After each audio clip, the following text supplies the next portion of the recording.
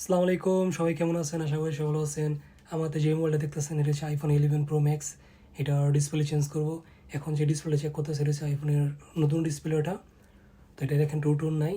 তো পুরোনো আইসিটা বসানোর পর টু টোন আসবে। তো ভিডিওটা দেখতে থাকেন। এখন দেখেন এটার উপর নতুন ডিসপ্লে টাচ টু সব ঠিক আছে, চেক করলাম আমি। এই নতুন ডিসপ্লে দেখেন, ডিসপ্লে ইম্পোর্টেন্ট মেসেজ আছে।